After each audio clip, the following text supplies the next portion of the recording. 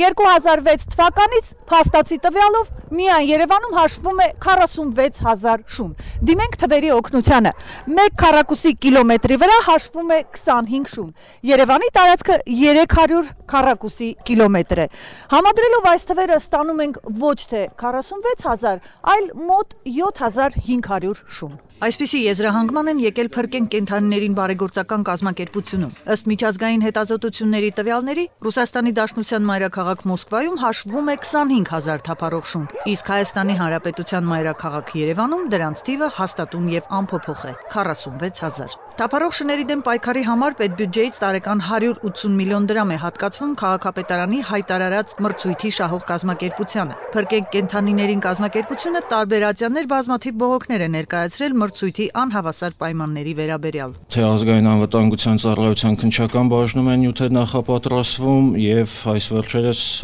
նաեւ տնտեսական մրցակցության պաշտպանության պետական հանձնաժողովը հարուցել է վարչական վարույթ այս հարցի առնչությամբ։ Կենդանասերները համաձայն չեն ինչպես գլխաքանակի ուռճացված թվերի, այնպես էլ մրցույթի մեկ այլ պայմանի հետ, որը զրկում է այլ տնտեսվարող սուբյեկտի մրցույթին հավասար պայմաններով մասնակցությունից։ Գնման ընթացակարգին մասնակցող մասնակիցը պետք է նախորդող 3 տարիների ընթացքում պատշաճ ձևով իրականացներ գնման առարկա հանդիսացող նմանատիպ միջոցառումների կազմակերպման ծառայությունների մատուցման գործընթաց։ Նմանատիպ է համարվում թափառող կենդանիների վնասազերծման ծառայությունների մատուցումը։ Այսինքն այս մի դրույթով դա ուղղակի բացառում է այլ որևիցե կազմակերպությունների մասնակցությունը։ Unigraphics ՍՊԱՆ-ը վերջի տարի 2006 թվականից մատուցում նմանատիպ ծառայություն։ Ըստ մրցույթի պայմանների թափառող կենդանիների սպանդը բացառվում է։ Պետք է կիրառվի կամ քնեցման կամ ստերջացման համակարգը։ Ստերջացման դեպքում ըստ Նունե Մեհրաբյանի նրանց գլխաքանակը վերջին 6 տարվա ընթացքում պետք է որ կրճատվեր, սակայն նման միտում առայժմ չկա։ Փրկենք կենդանիներին կազմակերպությունը բարեգործական հիմունքներով իրականացնում է այդ գործառույթը, սակայն ափսոսանք է հայտնում, որ իրենց կողմից ստերջացված եւ ազատ արձակված կենդանիները եւս ենթարկվում են սպանդի։ Նախ թող գոնե գնահատեն կազմակերպության աշխատանքը եւ գոնե ստերիլիզացված եւ բուժված կենդանիներին, որոնց մենք վերադարձնում ենք տվյալ բակեր,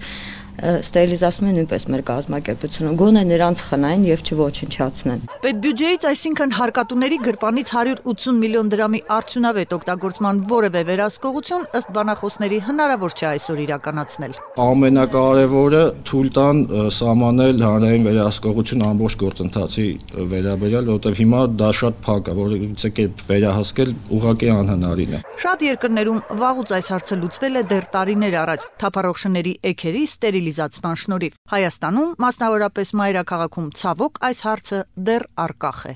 Նունե Սիմոնյան, Արտակ Ներսիսյան, Ազդարար։